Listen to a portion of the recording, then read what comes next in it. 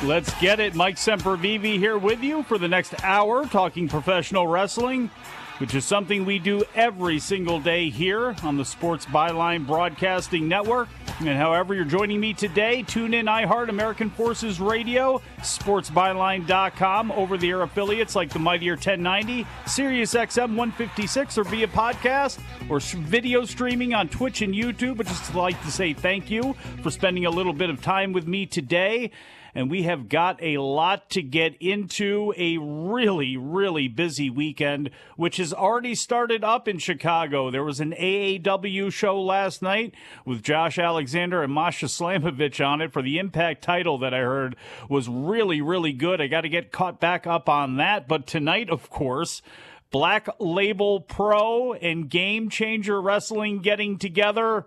This may be the last time you see the host of this show, Bryan Alvarez, alive. He'll be teaming up with Billy Starks to face Filthy Tom Lawler and Killer Kelly, one of many matches on that show. We'll probably take a look at that one, but the biggest shows coming up this weekend, of course, All Out on Sunday for AEW. We have Worlds Collide on Sunday from NXT.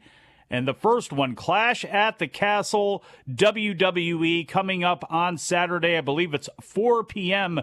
Eastern time is when that show is going to kick off. I'll double check that for you, but all of that stuff's happening. Plus, we still have SmackDown and Rampage to go before we get to all of this stuff taking place this weekend. So we'll take a look at all of the shows, run down all of the cards. I'll give my predictions on who I think is going to come out victorious, as well as taking a look at some of the news because of these big events taking place. All of the big names are out there talking, not the least of which are Tony Khan and Paul Levesque, who had a very newsworthy interview with Ariel Helwani. We'll get into everything. We'll get into All Out, and then we're getting all out of here so you can get into your wrestling for this weekend. We'll be back, Wrestling Observer Live.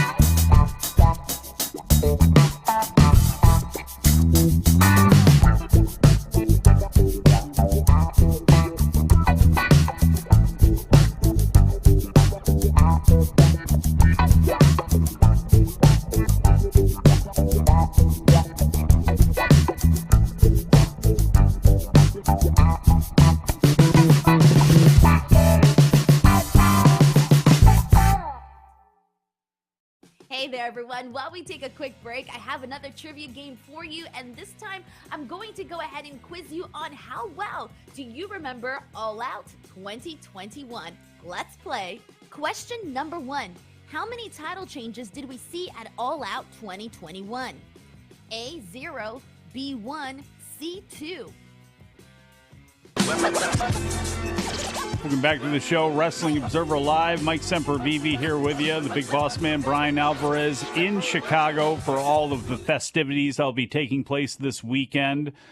There's a Wrestling Observer Q&A, which will be taking place on Saturday.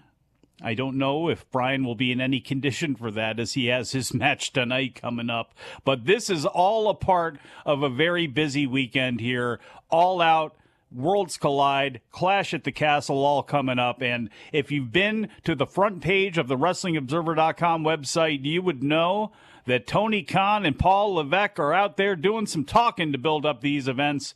And we'll just kick off with Paul Levesque, because he was interviewed by Ariel Helwani recently and was asked a battery of questions, and here are some of the highlights from it, as put up on the front page by our own Josh Nason.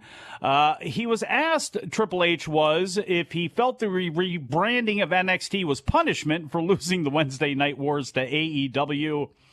And Triple H responded, no, people put so much pressure on this competitive war. It never was that. First of all, they beat our They beat our developmental system.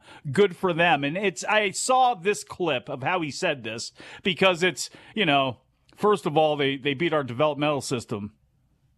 Good for them. With the Triple H face, the wrinkles going in the head, blew off the whole thing. Then he responded, no, it never was that. There never was even pressure of you have to beat that. It was just put on the best product that you could. I think everybody remembers and everybody knows the receipts are there, where Triple H was doing his job as the director of NXT and saying that, no, NXT was a third brand. It wasn't the developmental brand. It's Raw, it's SmackDown, and it's NXT.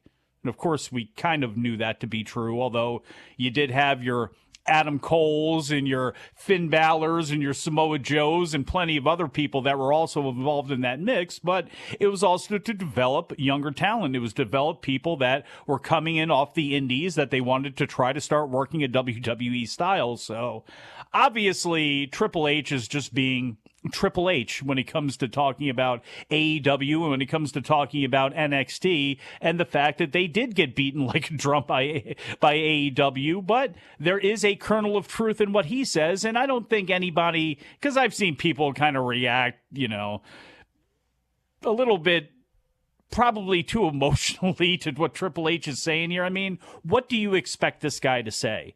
To come out there and give a bunch of flowers to AEW and tell them they're really... No, they're the lead pack. They should probably just ignore them altogether, and he did what he did to blow off the question from Helwani. He does answer, everything is competition to us. We pay attention to everything. You have to. Do we pay attention to AEW? Do I watch it on a week-to-week basis? No. Am I aware of what's going on there? To a degree. I bet you Paul Levesque is much more in tune to what goes on in AEW than he's going to let on to. These are just comments that he's saying to Ariel Helwani, which, again, just kind of dusts AEW under the rug a little bit while he's speaking, but nobody should be surprised about any of this. He did talk about bringing NXT Europe back in a bigger way than it ever was before. And, he wants to do NXT India, NXT South Africa, NXT Mexico. They've talked about doing all of these things before, NXT Japan. And it'll be interesting to see now that NXT Europe is going to be a thing, and now that he is in control, and he was a fan of doing satellites of the Performance Center all over the world, it'll be interesting to see if those thoughts come back. Meiko Satomura is still part of your roster. She could go back to Japan and become a trainer. There's a million things that you could do there, so it'll be interesting for me to see exactly where this NXT Europe thing goes and exactly how they go about it, because they're going to have a tough time in Mexico and they're going to have a tough time in Japan. I mean, that's for sure.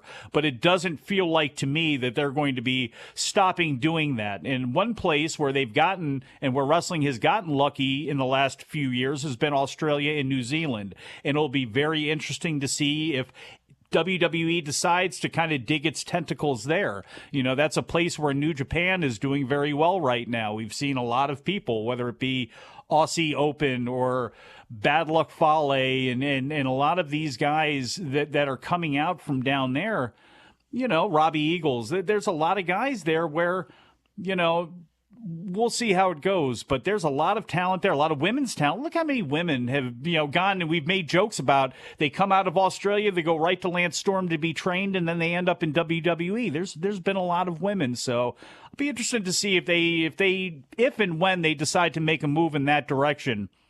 Something that got a lot of attention, of course, Triple H was asked about some people like Sasha Banks and Bray Wyatt and Braun Strowman, all of which left WWE in different ways. And when asked about Banks, Levesque responded, "Time will tell. I think in a lot of ways communication breakdowns are terrible." Yeah, they usually are. There was a communication breakdown there for whatever reason. Starting back up that communication is not a difficult process, but it can be a process, and you have to go through the process. But she's an unbelievably talented woman who can do just about anything she wants. It just comes down to what does she want to do now. She's an unbelievable performer. I believe that with everything that I have.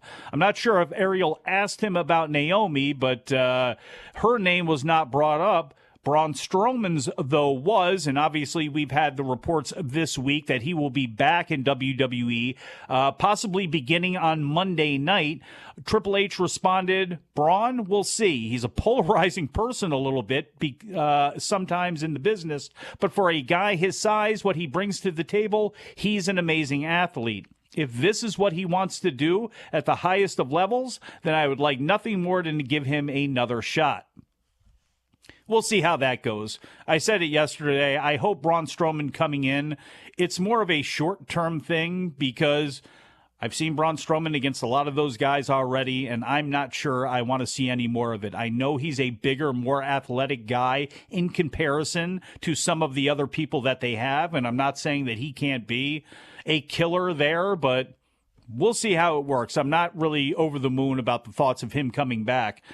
I've never been over the moon about the thoughts of Bray Wyatt coming back, at least in the Bray Wyatt character, but he was asked about Bray as well, and he says, "One of the most, and I mean this in the best possible way, crazy creative people I've ever been around. Mine just never stops thinking of creative, but it's like being in a whirlwind of stuff. So without the harness and without someone to point the tornado, it's just all over the place. He's a victim of his own mind and creative, but I love working with him." So not really much of an answer there.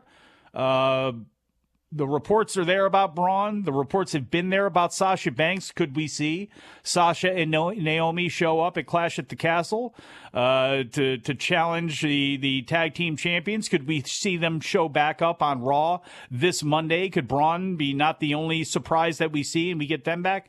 I don't know. But Bray Wyatt, unlike the other two, has not been talked about as being close to coming back to WWE. So he still has not gone out and done anything else. I know he's been active a little bit on his social media. I think it's Wyndham 6 or something like that. But it'll be interesting to see if he does come back, what role he'll be coming back as. Will it be Bray Wyatt? Will it be a completely new other type of character? I guess we'll have to see. Ariel also asked about Brock Lesnar walking out that fateful day that Vince announced his retirement. We heard the story that Brock stormed out of SmackDown and said, "If he's gone, I'm gone." And while Levesque didn't specifically share the exact wording, he did say that Lesnar did have a moment of doubt when he heard that McMahon was stepping down from his WWE duties because, quote, "Vince is the devil he knows." He said that Lesnar took his time to digest everything. There were conversations. He did his business that night, and they had long conversations about the future. In the end, everything between the two is all good. And, of course, Lesnar would go on to lose to WWE Universal Champion Roman Reigns at SummerSlam that week, and he has not been back on TV since. I have a feeling as we get closer to the Royal Rumble, that will be changing. Brock Lesnar couldn't beat Roman Reigns. Can Drew McIntyre? We'll take a look at that card as well as getting into the rest of the news of the day when we get back from break. Wrestling Observer Live.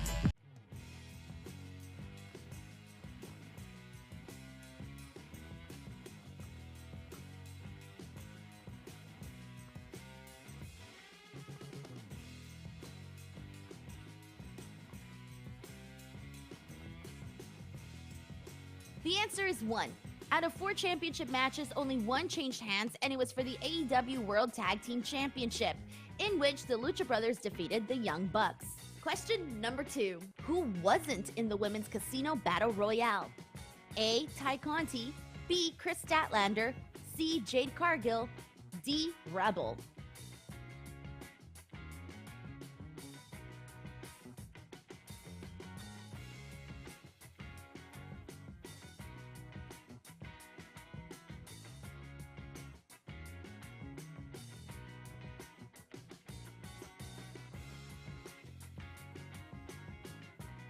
Out of the following names, the person not in the Casino Battle Royale was Chris Statlander, because she challenged Britt Baker for the AEW Women's World Championship. Question number 3. How many surprise debuts were there? A. 2, B. 3, C. 4, D. 5.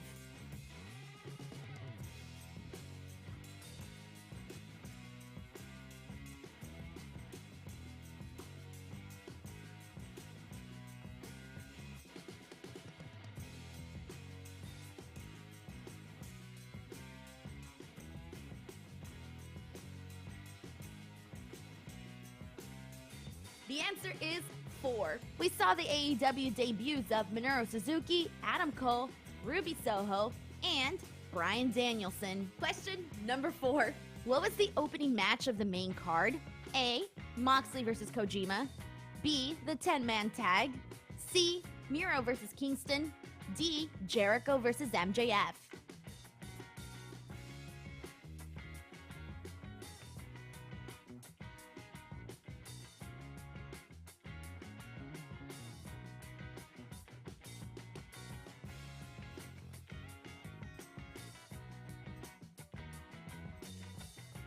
The correct answer is Miro versus Eddie Kingston. As always, thank you guys so much for playing. I hope you enjoyed this quick trivia video. And if you haven't already and you want to chat some wrestling with me, feel free to follow me on Twitter and or on Instagram @ Denise Salcedo. Now back to Wrestling Observer Live.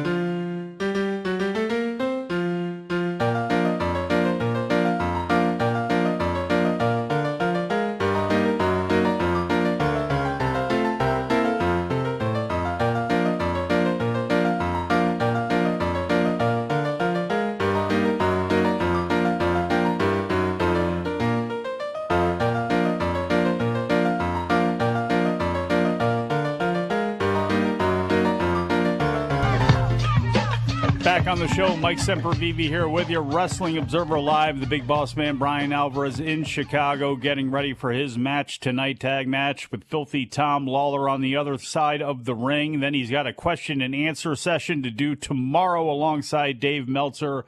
And I don't know if tickets are still on sale for that or not. Just go over to WrestlingObserver.com, find out the details on that. That will be posted up for members of the site sometime probably that afternoon, leading into Clash at the Castle. And then, of course, All Out and Worlds Collide coming up on Sunday. Dave and Bryan are staying through, to my knowledge, on Sunday. Bryan's going to be headed back on Monday. I will be live on Monday, by the way, because it is Labor Day here in the States. The rest of Sports Byline will be a replay, but I will actually definitely be here live to review everything that happened. So Producer Dom, if you're listening right now, yes, you are going to have to get up and come into work. I'm making you do that because the people need to know what happened in the world of professional wrestling over the weekend, and we are going to do this for the people.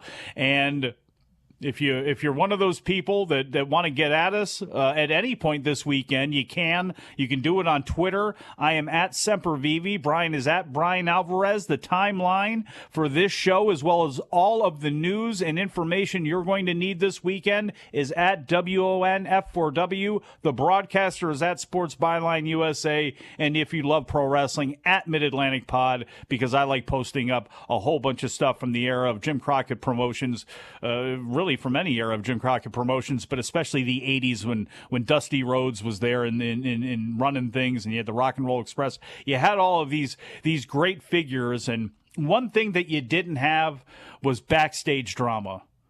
That's a lie. There was a ton of backstage drama, but unless you were a subscriber to like the Wrestling Observer newsletter, you didn't know about any of this drama. Now, as a wrestling fan, all of the drama comes to you. And all of the people that are responsible for some of this drama, like Paul Levesque and like Tony Khan, they're going to talk about it. And we just talked a little bit about Paul Levesque's interview that he did with Ariel Helwani. Tony Khan, according to him, hey, remember that story about CM Punk and wanting Colt Cabana to not be around, so he decided to move him to the ROH roster? Yeah, Tony Khan says all that stuff is nonsense there. It was reported in May that Cabana had signed a new deal with the company and was earmarked for ROH. And he hasn't performed in AEW since an episode of Dark on March 4th and no longer appears in backstage skits with the Dark Order. And that led to a bunch of people wondering, well, hey, is CM Punk responsible for this? You know, some of the tension that Dave Meltzer and other people reported on of what was taking place in the AEW locker room were because there were people that thought, man, CM Punk being here, that's a reason that Colt Cabana has been banished to Ring of Honor. And a couple weeks ago when I talked about this on a show, I hypothetically brought up, if you happen to be hypothetically in CM Punk's camp, you were looking and seeing and hearing some of this stuff, and it's like, well, wait a second. Anna Jay, we didn't turn her. It's not our fault that player Dos was not re-signed. It's not... how is this any of this CM Punk's fault with what's been going on with the Dark Order? He's been here a year. What's the beef? And apparently, maybe there's not a beef. Maybe there is. Maybe Tony Khan's covering for it, but this is what he decided to tell Forbes magazine here. There is certainly a perception out there that I don't think is accurate that when I purchased Ring of Honor and also some of the contracts were coming up and I was starting to make moves, whether it was renewing them in most cases or not renewing them in some cases, reassigning people, there was a misconception that was perpetuated unfairly that CM Punk had anything to do with me wanting to move Colt Cabana to the Ring of Honor roster when his contract came up. I will clarify that just to take it head on, that he, Punk, had nothing to do with any of the contracts I picked up, whether I did or didn't, but in particular, I did pick up Colt Cabana's contract and gave him a similar contract to do different work. I don't know if that was fair that got perpetuated, and I also don't think that it was fair to Punk. What does that have to do with CM Punk? Why didn't you say this then when this stuff was out there? Why did you not publicly come out? Why did you wait for an interview with Forbes magazine? The guy is like, if he's getting like beaten on in the locker room and people are heckling him and causing bad feelings thinking that their friend was pushed out of something, I don't know. Do you think maybe publicly you could have said this a little bit sooner so this didn't become a story that picked up and was running wild and became extra annoying for everybody to deal with, especially for yourselves as you're trying to do an angle with Jon Moxley and CM Punk and that's supposed to be based in reality and have real feels to it, and you got all this other stuff going on. This seemed to me to be a lot of word salad here. There is certainly a perception out there that I don't think is accurate that when I purchased Ring of Honor and said, what's the perception out there? What are you talking about? If this is about, all he did was ask about CM Punk and Colt Cabana. Is CM Punk the reason that Colt Cabana isn't there? The answer would be no. It wouldn't be all of this, because all of this, I don't know if it was fair that got perpetuated. It wouldn't be fair. If he didn't have anything to do with it, how would it be fair? Like, less is more. No. That probably would have been enough. Let's move on to the next question. I'll continue to move on here, by the way, because he was asked about the future of Ring of Honor. And Tony did say that I'm still having very exciting conversations about the future of Ring of Honor and where it will live, but my goal is to do a weekly Ring of Honor show. We are for sure 100% going to continue the Ring of Honor franchise. So there you go, Tony Khan and Paul Levesque out there doing the media circus, the media circuit. I guess it's the circuit, but it really is the circus. Tony Khan had his media call with a bunch of reporters yesterday. That is up on the site in case you wanted to take a listen to that. I'll move on right now. Kyle O'Reilly appears to have undergone neck surgery. The 35-year-old posted an image of himself in a hospital bed on Instagram stories on Thursday evening. A second image that he posted is an advertisement for a Ford Fusion, but the name Ford has been replaced with neck, which could indicate that O'Reilly recently underwent neck fusion surgery. Josh, I hope this was you. I don't know if this was Bryan Rose. I don't know who this was, but I'm making fun of this, and I'm calling it out for you just to poke fun at you, sir. Roderick Strong it was also injured, and I mentioned this earlier on this week because I wasn't sure how much the news had been out there, and I sat back, and this was one more for Dave to do here, but Dave did report in the newsletter, did confirm that, did give very, unfortunately, not many more details, though, as to what exactly is going on. There's no, as Josh writes, there's no severity or specificity about the report. There was one rumor, and I'm not sure if Dave, it's not in the story that's on the front page, but he could be out up to 2 months. So did he strain something? I'm not exactly sure what it is, but he was not involved really physically at all during that Diamond Mine Gallus match. Damian Kemp did go out there and kind of, go after him, but then, Joe Coffey or whoever it was attacked him, and then that was kind of that. So we'll see if any more details kind of dribble out about this, but Roderick Strong is going to be on the shelf at least, it looks like, for a couple weeks, and it may be a little bit longer than that. Some good news for AEW. Not that there's any bad news this weekend. Look, they had a good show. I thought NXT, Raw, they were all good shows. SmackDown's taped tonight. I'm sure the Trios finals match is going to be exciting. It's going to make people go crazy. They have, I believe, a live Rampage tonight. That takes us, of course, into All Out. But AEW Dynamite, another good rating, 1.02 million viewers on average, including about 457,000 18 to 49. That was their best 18 to 49 demo number since July 6th. Compared to last week, it was down 3% in total viewership, but the 18 to 49s were up 3%, which is a good sign as you have that go-home show leading into All Out. I don't know what Rampages will be. I will hope for their sake it is up tonight. There is a preview for the pay-per-view, which comes on at 11 p.m. after that as well. So that's what's going on there. Impact Wrestling, which we don't talk about Impact a whole lot on this show, but they've actually had a newsworthy past couple of days. There's been the Lady Frost story, which is a little bit of a different kettle of fish here, but there's been some things taking place in the ring as well that they've been this Thursday's Access show. The Good Brothers, who we've talked about, are not under contract anymore with Impact. They're actually free to go anywhere. I think New Japan, if they go anywhere, is truly going to be the destination for them. But they dropped the Impact Tag Team Championship to the OGK, Mike Bennett and Matt Taven. So they won the shot at Honor No More. So that happened there. Doc Gallows was thrown into the stairs. Bennett and Taven hit Anderson with the Proton Pack. They get the victory. They they are the new champions. Masha Slamovich is looking to get a crack at champion Jordan Grace. That match is set to be at October's Bound for Glory. Slamovich defeated Deonna Purrazzo on Thursday to earn that right. That's what aired on TV. As I mentioned, she was facing off against Impact champion Josh Alexander in AEW last night in Chicago, which I heard was a really hot match.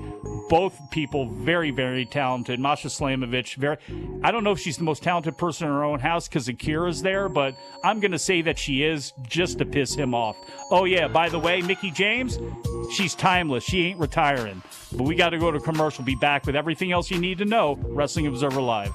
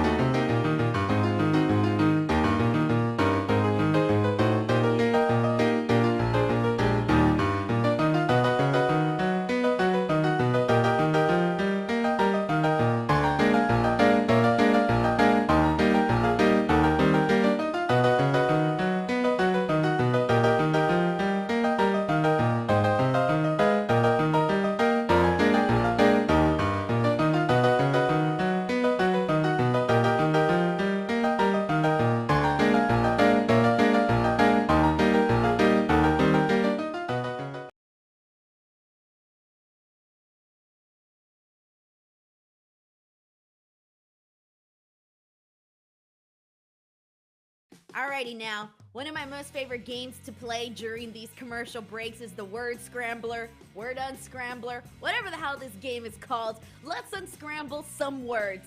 Today's category is AEW wrestlers. Whose name is this?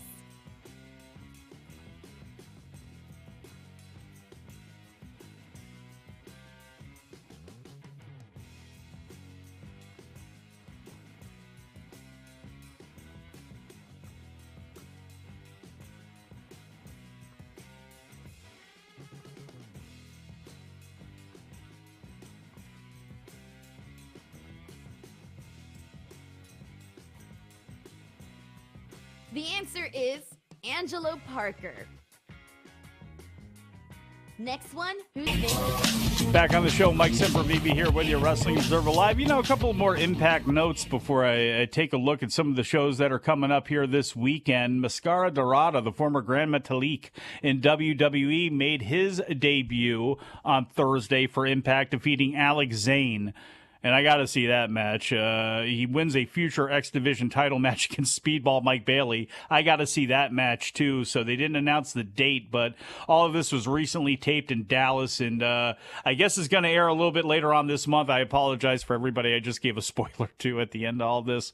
Lance will probably be kicking my ass, and I will deserve it for that. So I'll let all that go right there. Again, at least there's some good news on the horizon for Impact. And there are people that will bust both Bryan and I's stones. We should be talking about Impact. Why are you talking about this about AEW or that about WWE when you could be talking about Impact? Look, you are going to be the people that will end up driving that. You will be the voices that end up getting other people to try to watch, to try to build it up. Unfortunately, it's tough. They're on Access. Not a whole lot of people have it. The Impact name over years and years and years has been beaten down.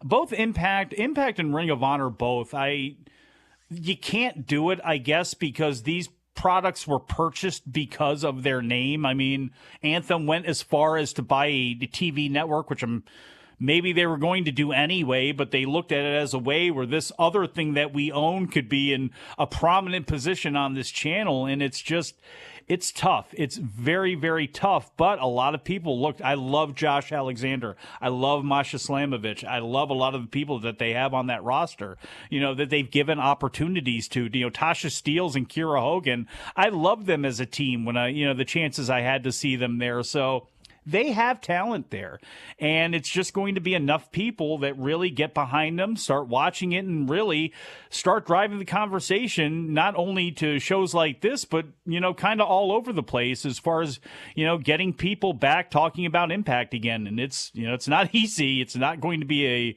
an easy prop at all, but Clash at the Castle is going to be coming up tomorrow from the Principality Stadium in Cardiff, Wales.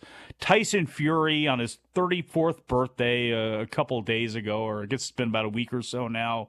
He retired, I think it was like August 18th or so. He retired. He's retired a lot.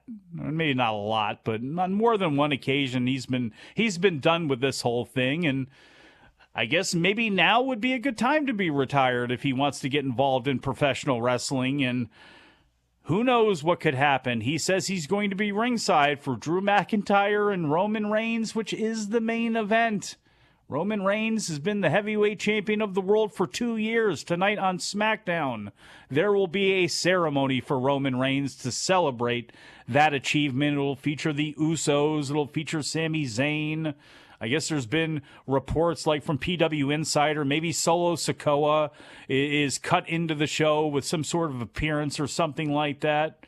We'll just have to see how this whole thing goes down. But, man, is Tyson Fury going to be there because he's gonna screw Drew McIntyre out of the undisputed WWE Championship? I would hate for that to be the case. I think now would be a good time to beat Roman Reigns. I think Drew McIntyre getting that victory. Again, you can go with him to Tyson Fury, rematches with Roman. Look, to me now is just the time, because The Rock and Roman Reigns, if that's the match for WrestleMania, and on paper, if I could pull that match off, that's exactly the match I would want for night 2 of WrestleMania. It doesn't need to have the world title. It just needs to have The Rock and one hell of a story that everybody in the mainstream can easily get behind. Wrestling fans will, because it's The Rock and Roman Reigns. I mean, all of the lead up, all of the conversation, all of the talk, it's all going to be money. You know it's going to be. So does he need a belt? Cody Rhodes. Okay. Look, Roman and Cody is a match I like a lot for WrestleMania. If you can't do The Rock and Roman, I really like Cody and Roman.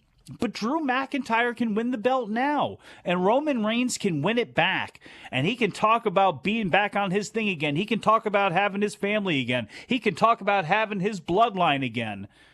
And on day 1, or whatever they call that show in Atlanta on January 1st, whatever the gimmick is on Peacock there, in Atlanta, Cody's hometown, he can reappear.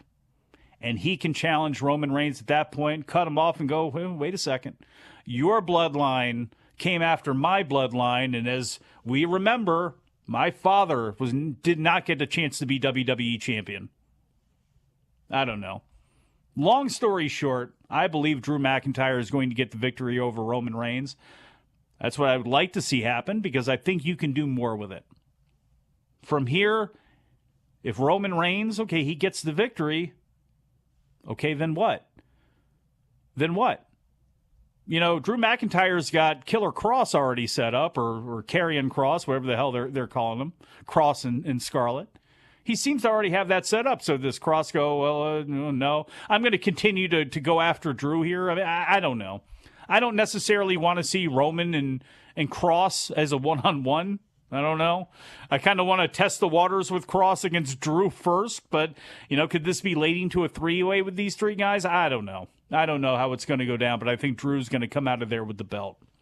That is going to be the main event, of course. The semi-main event, as of now, I believe on paper, as of now, it's Liv Morgan and Shayna Baszler. That could easily change by the time the show rolls around. But as of now, that seems to be what the semi-main event is, and Liv Morgan's title reign has been a little underwhelming. Thunder Rosa's has been as well, too, but Liv's a little bit differently in her case here. They have booked her not to be all that strong, and if Shayna Baszler got the win here, it wouldn't bother me at all. I don't think that's how it's going to go down. I think it's going to be Ronda maybe that takes the belt off of Liv again.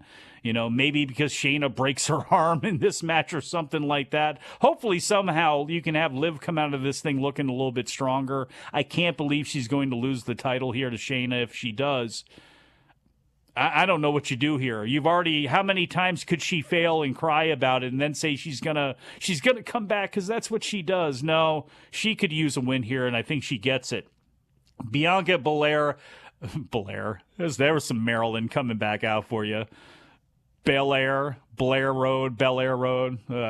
Mix them up together. You say one like the other, and that's what I just did right there to Bianca Belair.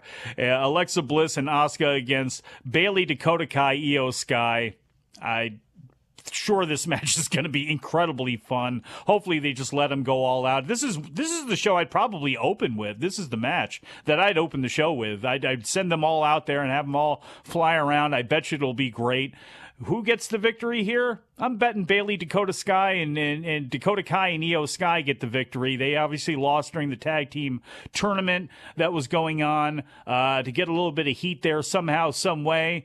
Maybe it's Bayley that gets the victory over Bianca. I'm going to go with that for right now. Matt Riddle and Seth Rollins.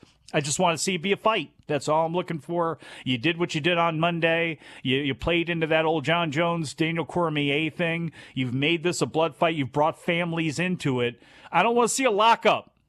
Okay, it's like that Triple H Randy Orton blood feud, A man broke into another man's house, threw him through a plate glass window in front of his wife. And what are we going to do? We're going to start with a lockup. No lockup. Punches being thrown. I want to see ass being kicked. Riddle trying to throw every mixed martial arts thing he can at Seth Rollins, who uses all of his parkour and all that stuff that he does. What's it, the lifting gimmick and all that. All those people end up on American Ninja Warrior, all those folks. You can see I'm not working out and getting involved. CrossFit, that's what it is. Do all that sort of stuff. Try to get yourself away from Matt Riddle.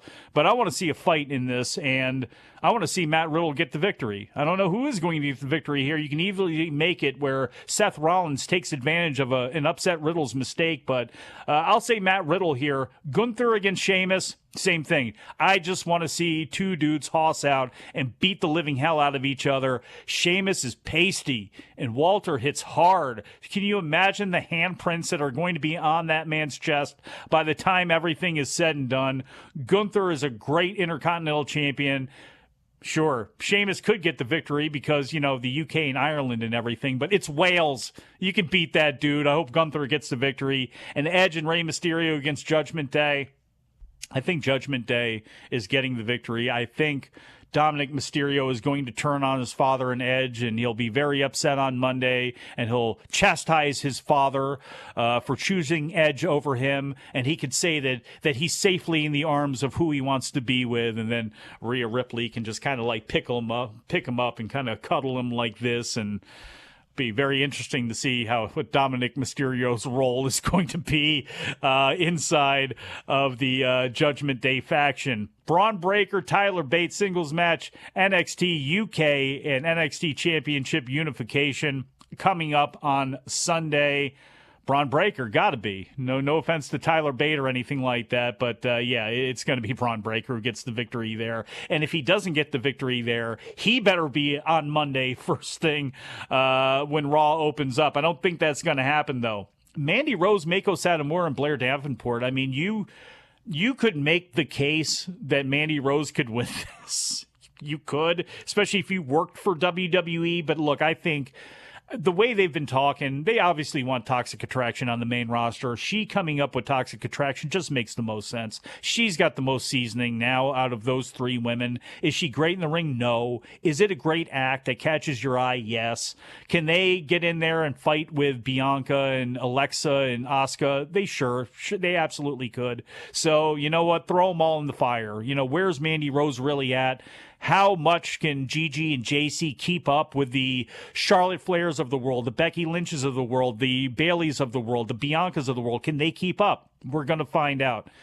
Blair Davenport, I think, walks out of here with the belt, although I'd love for it to be Mako Satomura. Katana Chance and Caden Carter against Doudrop and Nikki Ash.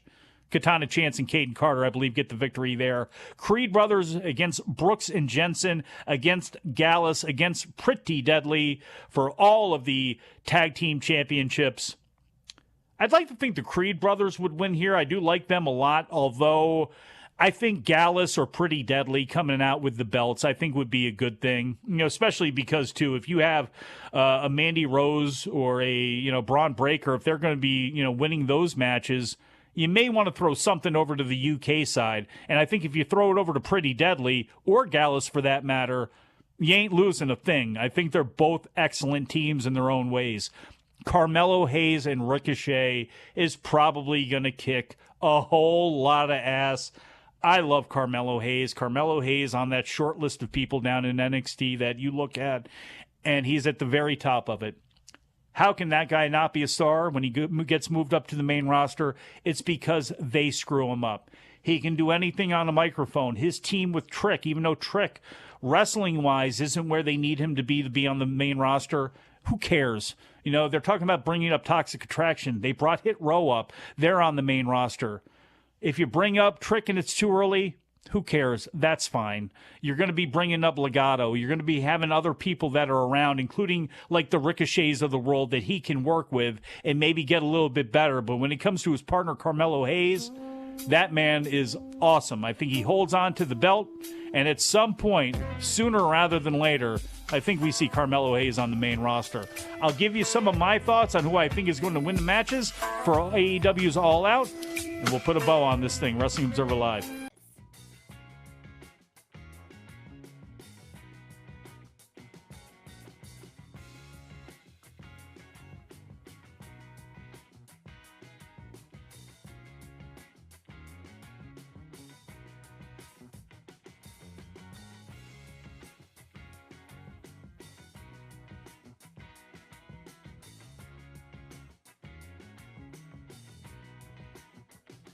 The answer we were looking for, Griff Garrison. And can you unscramble this name?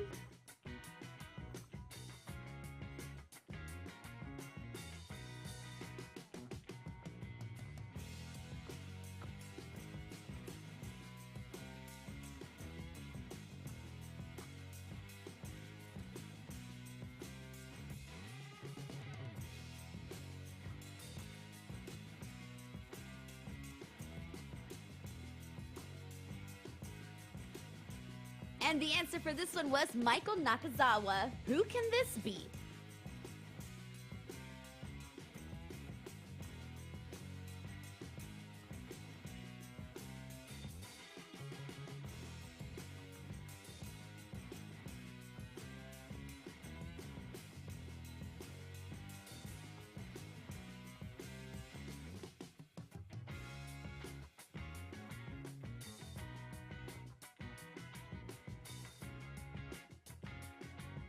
And the answer we were looking for here is Jamie Hayter. Last one, whose name is this?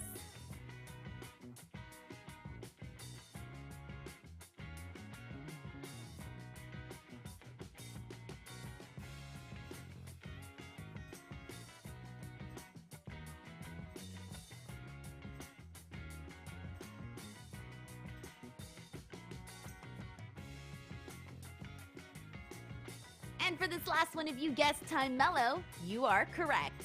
These are always a whole lot of fun. Thank you guys so much for playing, and I'll see you on the next video. Back to Wrestling Observer Live.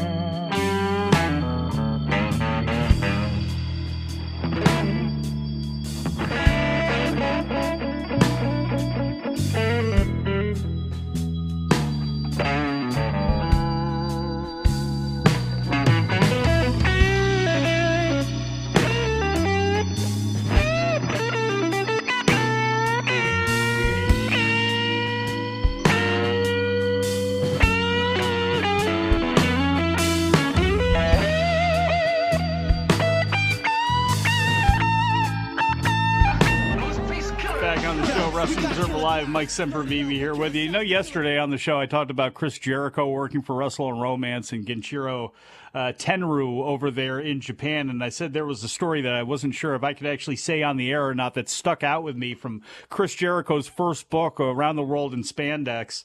And it's like this, you know, when he was working for Onita over in Japan, you know, nobody could speak with Onita, but Tenryu was a much more fun guy to be around. In fact, he would said that Tenryu would get upset if he didn't talk to him. They would sing Summer Lovin' on a karaoke machine on the bus, and they would smash plates over drunken fans' heads at parties. Tenryu was as cool of a boss as you could be.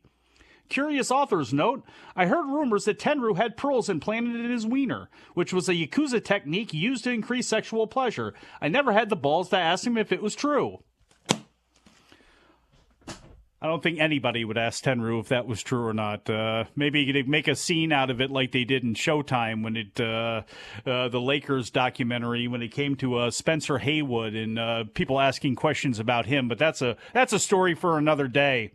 Bryan Danielson, I think, defeats Chris Jericho coming up on Sunday. I believe that Jamie Hayter, I take that back. I believe that Toni Storm is going to come out of that AEW four-way match with the interim women's championship, which at some point down the line will, of course, set up she against Thunder Rosa. I believe Darby Allin, Sting, and Miro get the victory over the House of Black. I believe Jade Cargill defeats Athena. I believe Jungle Boy defeats Christian Cage. Wardlow and FTR defeating Jay Lethal and the Motor City Machine Guns. Who knows who the casino ladder match bonus person will be? I'm going to say Samoa Joe, and I'm going to say Samoa Joe will win that ladder match. Swerve in our glory, hold on to tag team titles. I believe Moxley will lose to CM Punk, and the Elite and the Young Bucks will walk home with the Trios Championship. Thank you, everybody. We shall talk to you again after a while.